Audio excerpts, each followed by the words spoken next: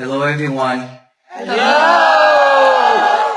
I thought yesterday was our last day of peace, but after receiving the invitation from Maryland, we are honored to be here this morning with you all. Thank you so much for the love and support and hospitality. Thank you! Oh no. So we are coming out here for peace, right? What is today? Is that Thursday? Thursday. Today's peaceful day! Today's So we don't have to work at all. Alright? Day Just 110. peace. We are coming out here for peace. We don't need to work. Don't worry about it. Anyway, thank you so much. And today is 110 days.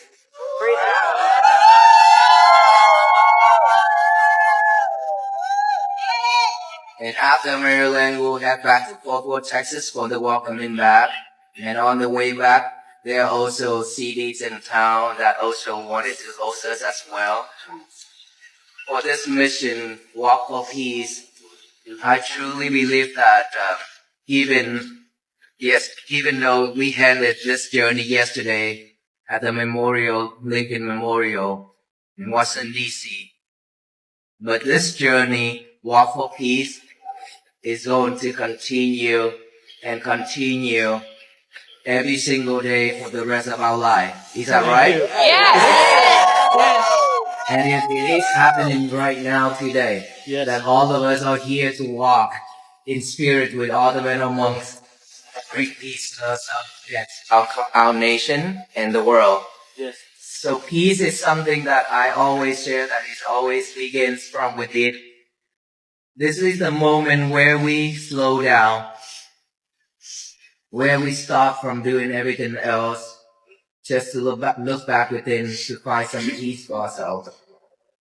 Let us not expect the world to be at peace right now. But what we should is to expect our world, which is inside world of each and every single one of us, Thank you. to be at peace. Yes. And in order for us to do that, we definitely have to practice mindfulness. Mindfulness is something that has been missing for a long time in this nation and in this world. We are way too busy chasing the outside world, chasing the materialities and everything else.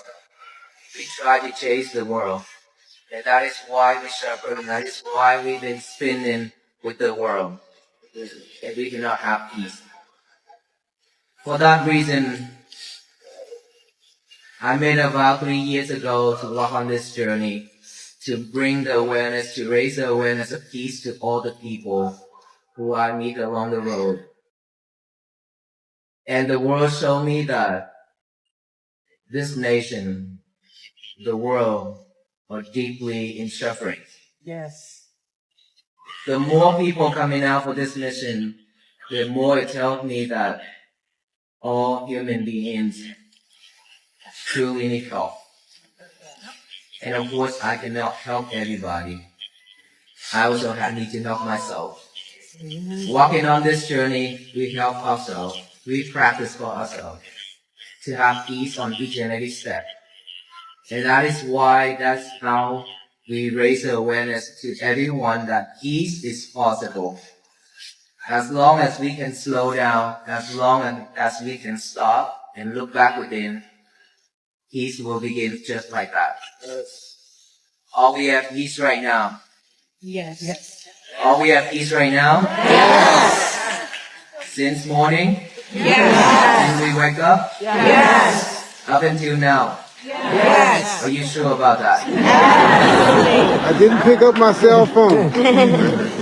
Well, it is very difficult for us to have peace throughout our day. Okay, very difficult. Just one single word from our family member or a stranger, or just the people behind you accidentally push you or bump into you, you could ruin your day.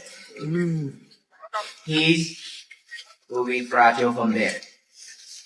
So we work really hard to have those moments of peace. Yet it's very easy to be fragile. That is why mindfulness is very important. When somebody bumps into you, most of the time we react quickly with anger, with a bullet eyes to that person. It's because we are not mindful enough to rethink, to think twice before we open our mouth to speak. Right? We always say the things that we wanted to say, just randomly, just like that, quickly, just like that. And that is very hurtful to that person. And of course, we are the first person who get hurt.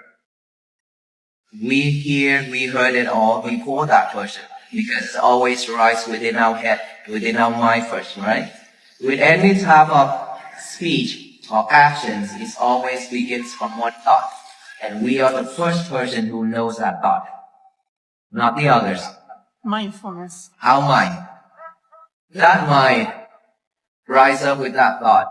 That is when we have suffered, stay with us at that moment, before we speak or before we do anything else.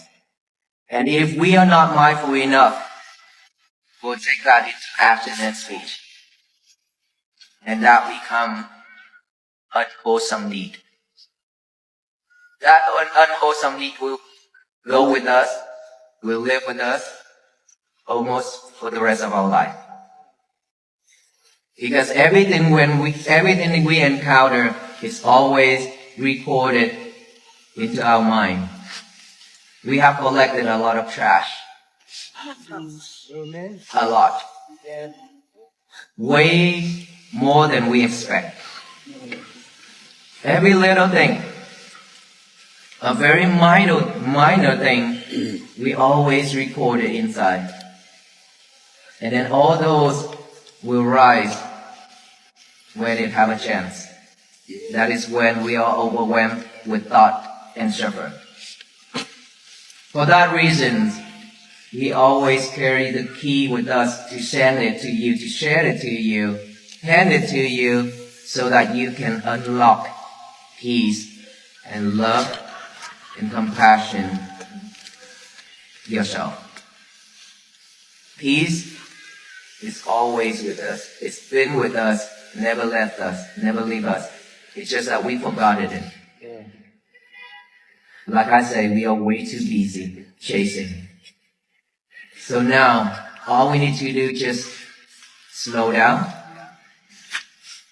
take a deep breath, concentrate on each and every breath going in and out within this nostril. Or you can feel your heartbeat by your chest. If you could do that every day, be mindful with each and every breath, because the breathing is needed for us to stay alive, right? Each and every breath, without breathing, we die. But we never pay attention to our breathing. Now I only ask you just to add awareness to each and every breath going in and out. Through this nostril. That's all we need to do. Nothing else. We don't need to think big. Just focus on that breath. In and out without any controlling or any to our breath. Just let it go in and out naturally. Aware of that breath going in, aware of that breath going out. When thought arises, remember all those thoughts that we already collected. Okay? All those unwholesome things we collected, it will become a thoughts, will become defilements. And when we are focusing on our breath, which is only one thing, that's the only job that we are doing at that time. That is when you'll be able to see all those thoughts popping up one after another. It is rising every second, but we cannot catch it because we are busy doing something else. We also suffer every second. Now that we focus on our breath, that you can see Your mind is jumping back and forth here and there just like a monkey. That's what I call a monkey mind. And we don't want to control that monkey mind, because the more you want to control it, the more it will pull you off. The more it will lead you to different directions. All we need to do is just be mindful, seeing that thought, observe that thought, acknowledge that you have a thought, come back here with the breathing. And another thought pop up, acknowledge it, come back here, come back. That's all we need to do. Bring our concentration back to this present moment, which is each and every breath going in and out by the nostril. And then when you have any type of sensation, any type of feeling within this body, same thing, acknowledge it. Observe it, acknowledge it as feeling, itch, numb, pain, anything. Acknowledge it, come back here with the breathing. Any type of sound, it doesn't matter who did it, why, don't concern. Just acknowledge those as sound, because when it comes through this ear, if you don't record it, it will go out this ear. Okay? We don't need to capture it, we don't need to record it. That's all we need to do. Just be mindful with that and practice that diligently every single day. You will see your life will turn into a different path. And that path is the path to peace. And this is what we need right now and for the rest of our life. We are walking that far just to bring you this key, for you to unlock it yourself. No one can do this for us. We have to do it ourselves. Just like when we're hungry, we need to go to the kitchen and cook and eat. Even if someone can feed us, we still have to chew it, we still have to swallow it. Is that right? Right. Yes. And so we have to practice this. Peace will be with us when we practice this. Without practicing mindfulness, peace is just a saying. Peace is just a word. It will never happen. And don't expect anybody to bring peace to us. It will never happen either. We have to create it ourselves. And when we have peace, our family will have peace. And then when you share it with your friend, your neighbors, your society, they also have peace. That's how we spread peace, step by step, one family after another. Imagine if all families in this world have peace, then there will be no justice needed. Because everyone living in peace, right? Yes. We don't have to fight. We don't have to send any hate or anything to anybody. So we live peacefully with each other, just like today. This morning, look around you. How many people here? Different background, different faith, different skin colors, different beliefs, different religions, different languages that we speak.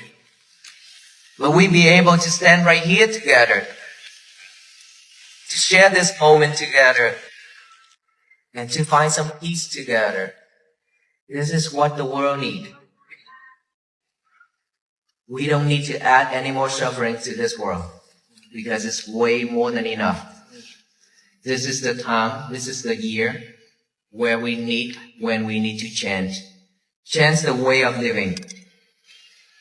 No more hatred, no more anger, no more greedy, no more delusions, and all those things spread into the universe anymore, starting from this moment on.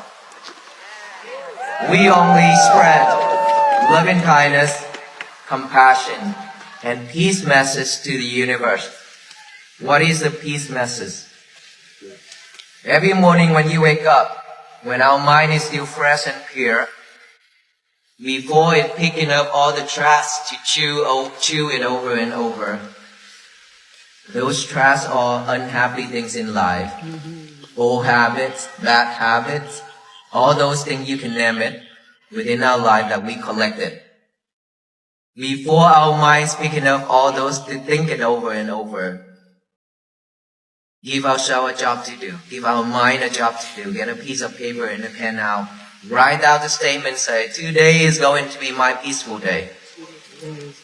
Read it over and over with our eyes. Now that our eyes and our mind is pairing together, after the hand and the mind pairing together. After the eyes and the mind pairing, we pair our mouth with our mind together by speaking. Say it out loud. Today is going to be my peaceful day. Let us all say that together after I count to 3. Today is going to be my peaceful day, okay? 1, 2, and 3.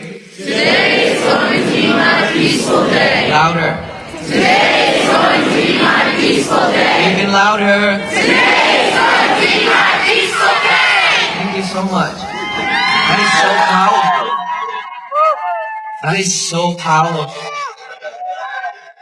If we can do that and every single people on this world doing that thing together every morning, this world will change into a better place for all beings to live. That is how we create peace for ourselves, for our world, and then that world. This world will be completely changed if all of us live in peace just like that. Simple, but very powerful. So give yourself a chance to change for the better. Give yourself a chance to live happily and peacefully every single day for the rest of our life. Don't waste your energy. Don't waste your time. Don't waste your effort anymore to live with suffering. Instead, just live with peace, loving kindness, and compassion like this. May you all be well, be happy, and be peaceful. Thank you so much. Thank you. Thank you. But she said she's with them. Just right here. Just right here. I'm not going any further. Good morning, everyone. Thank you for being here. Thank you for your patience, for braving the cold as we welcome our extraordinary guests, who, as you can imagine, are very tired and want to sit down. But I'd like to open it up to questions from the media. Very briefly, 1 or 2 questions, if any member of the media has questions for our guests, for the Lieutenant Governor or Dr.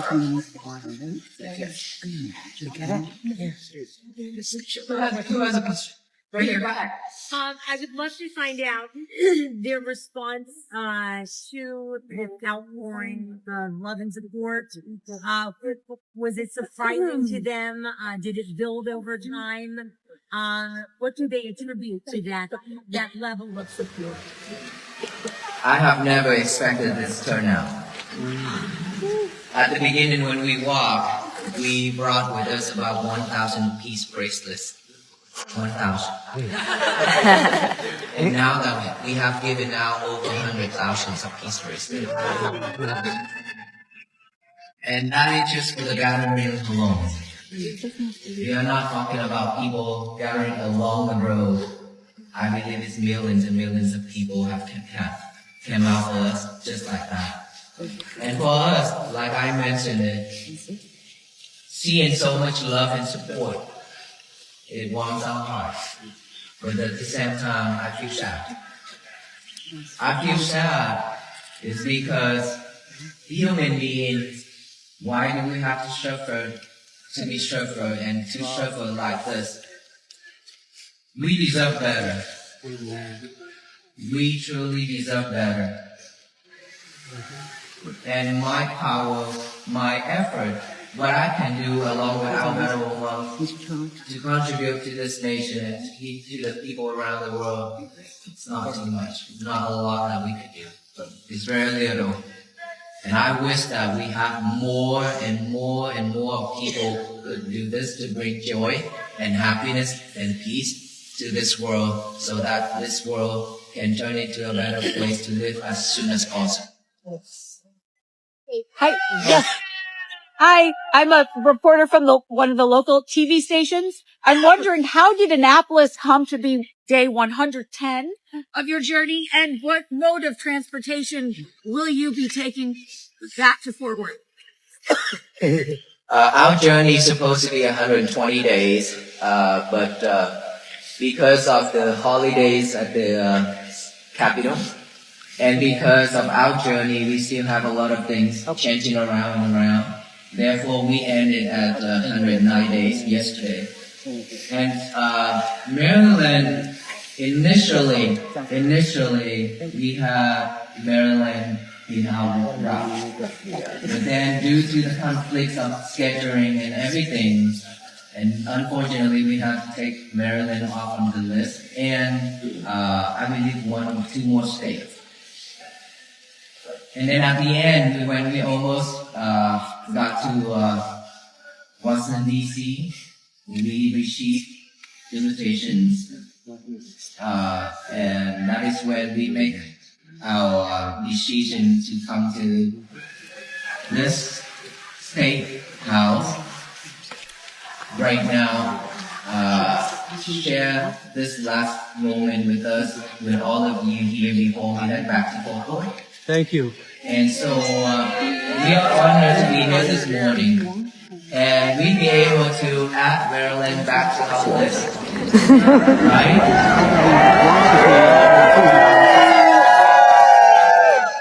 And then we will travel back to Portland by bus. Initially, we was gonna walk back. And I share that when I came up with this route. I said that we're gonna do round trip. Oh no. Because I came up with 2,800 miles total. And then my member catch me. He said, how can you come up with that number? I say, I don't know. I work with the map. I pay for the premium account to come up with this route.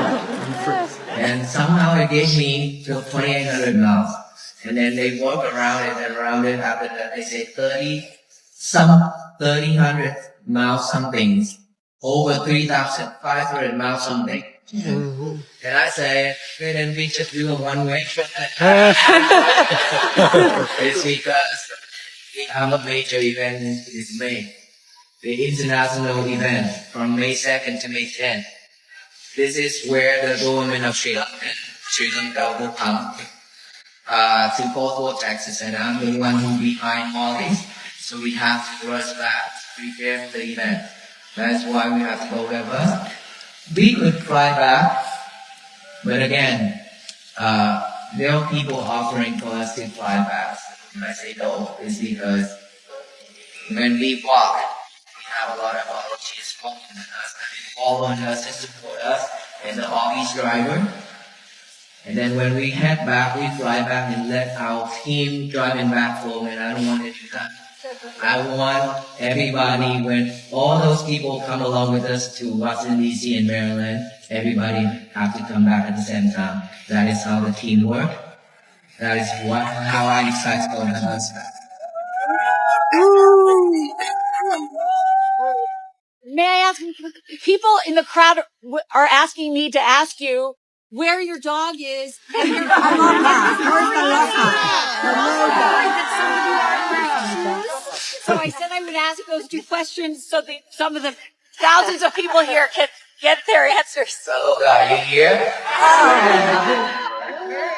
Okay, when we came here, Aloka came with us. Okay? But let me find out if Aloka is around. If he is around, then we could meet him. Yay! For us, barefooted. We walk barefooted almost the whole way. Wow. Right? 3 of us. But unfortunately, those days when we got really sick in Virginia because of the very warm welcoming of ice and snow, while we are really sick. And now that we all get it better, that's why we to walk here. And of course, we don't have to walk like this basketball. It is often said that the longest journey a human being can take is the 18 inches from the head to the heart. We spend our lives traversing the physical world, moving from city to city, task to task, and achievement to achievement, yet we rarely cover that crucial internal distance. When Venerable Bhikkhu Panikkara stood before the crowd in Maryland, marking the 110th day of his walk for peace. He embodied this paradox perfectly. Here was a man who had walked across the vast, changing landscapes of America, enduring the biting cold of Virginia and the exhaustion of the road, yet his message was not about the miles conquered or the geography crossed. It was about the realization that the true destination is not a place on a map, but a state of being. He reminded us that while the physical walking might stop, the journey of peace continues every single day for the rest of our lives. Standing there, amidst a diverse crowd that mirrored the complex tapestry of the nation itself, people of different faiths, colors, and backgrounds, he offered a profound invitation to stop running. In our modern American culture, we are often defined by our momentum.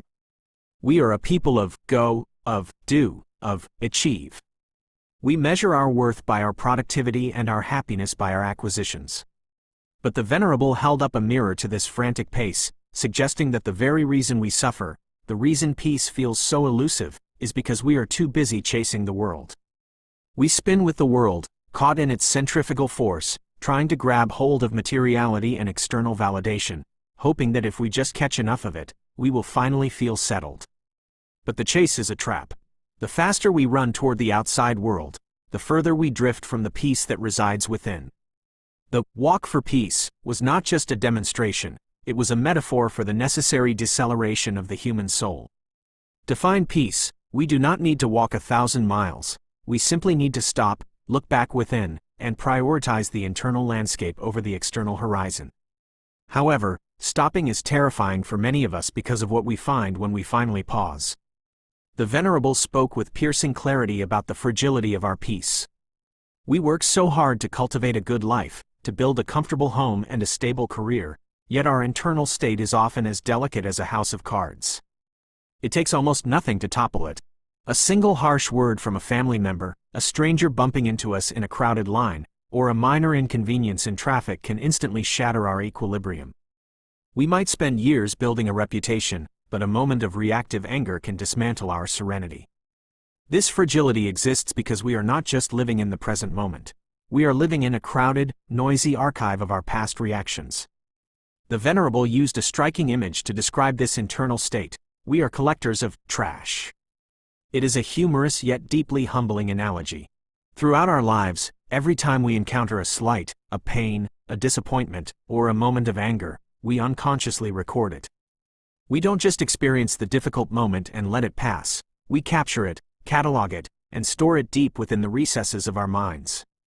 We hold on to the hurt caused by a parent years ago, the rude comment from a coworker last week, the frustration of a traffic jam this morning. We collect this emotional refuse with the diligence of a hoarder. The tragedy is that we are the ones who have to live in this cluttered house. When someone bumps into us, we don't just react to the physical sensation of the bump. We react with the weight of all that stored trash.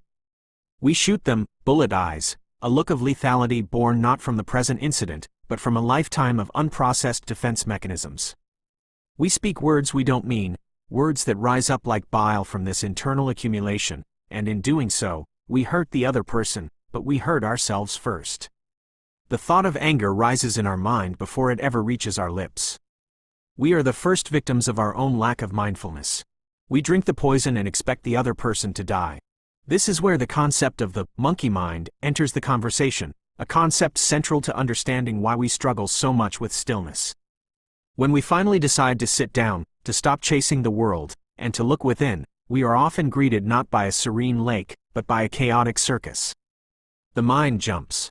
It swings from the past to the future, from anxiety to boredom, from a grocery list to an existential crisis, all in the span of a few seconds. It is relentless, mischievous, and exhausting. The natural inclination for most of us, especially in a culture that values control and dominance, is to try to wrestle this monkey into submission. We grit our teeth and tell our minds to shut up. We try to force the silence. But the Venerable offers a gentler, more compassionate approach, one that aligns with the deepest wisdom of mindfulness.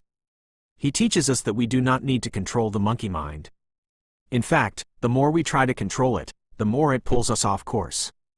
Resistance only creates more turbulence. Instead, the practice is one of radical acknowledgement. We simply observe the thought. We see the monkey jump, and instead of getting angry at it, we say, "Ah, thinking. Hello, thought.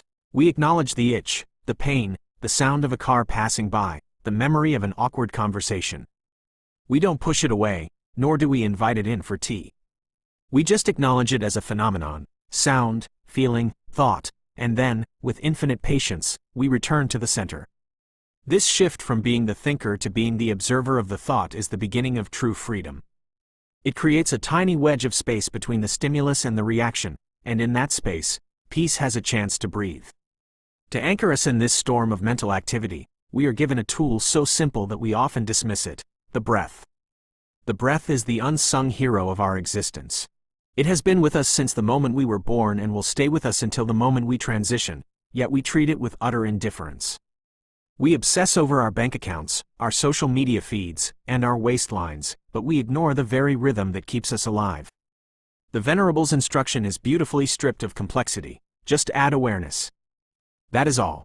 We don't need to perform elaborate visualizations or chant in languages we don't understand.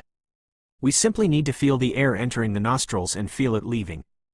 We need to become intimate with the sensation of life flowing in and out. There is a profound humility in this practice. It requires us to abandon our need for big experiences and find the miraculous in the mundane. When we focus on the breath, we are doing only one job. For a few moments, we are not employees, parents, partners, or voters. We are simply breathing beings. This single-pointed concentration acts as a tether. When the monkey mind jumps to a worry about tomorrow, we gently pull the tether back to the sensation of air at the tip of the nose. When the trash of a past resentment rises up, we acknowledge it and return to the breath. It is a practice of returning, over and over again. It is not about never wandering off. It is about how gently we can come back. This engagement with the breath is the antidote to the bullet eyes. It slows down the biological machinery of reaction just enough for wisdom to intercede. If we can master this simple return to the breath, we stop being slaves to our stored impulses and start becoming masters of our own peace. However, mindfulness is not just a defensive strategy to manage chaos, it is also a creative act.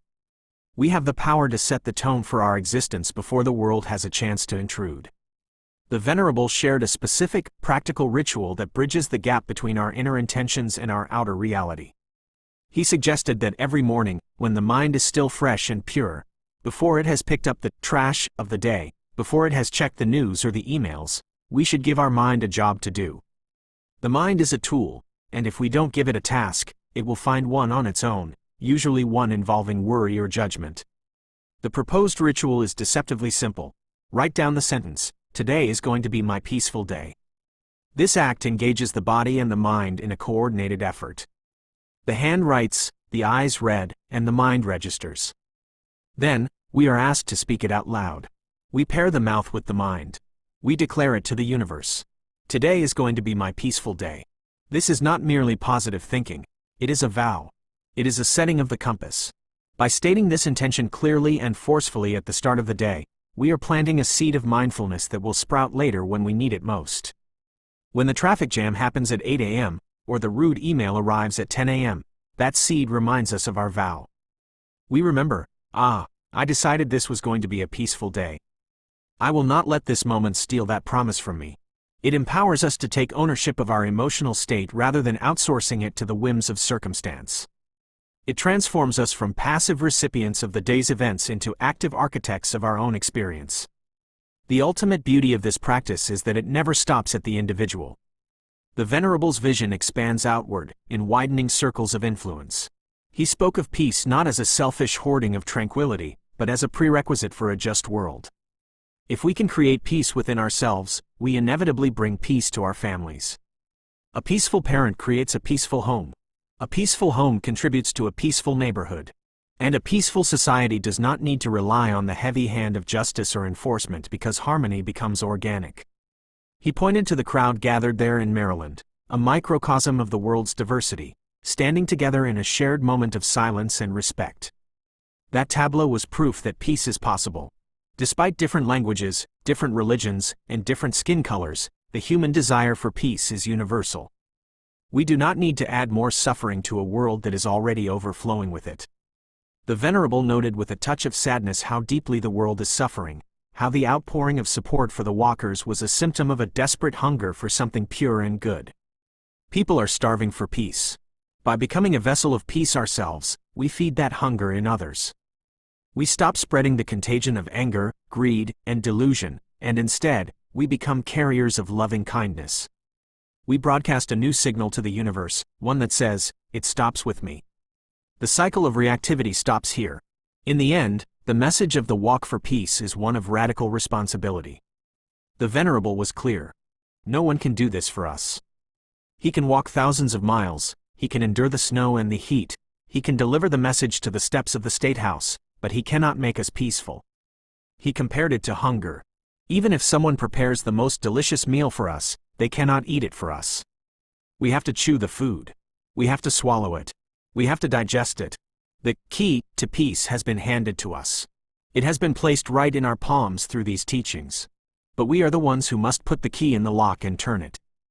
We must make the choice, moment by moment, breath by breath, to choose awareness over distraction, compassion over judgment, and peace over chaos. It is hard work. It is easier to be angry. It is easier to blame the person who bumped into us. It is easier to doom scroll and despair. But we deserve better. As the Venerable said, we truly deserve better. We deserve to live lives that are not consumed by the fires of our own reactivity. We deserve to walk through our days, whether we are in Maryland, Texas, or anywhere in between, with a heart that is light and a mind that is clear. The walk continues, not on the asphalt of the highway, but in the quiet moments of our morning, in the patience of our breathing, and in the love we choose to share with a world that so desperately needs it. The journey is yours now. Step well.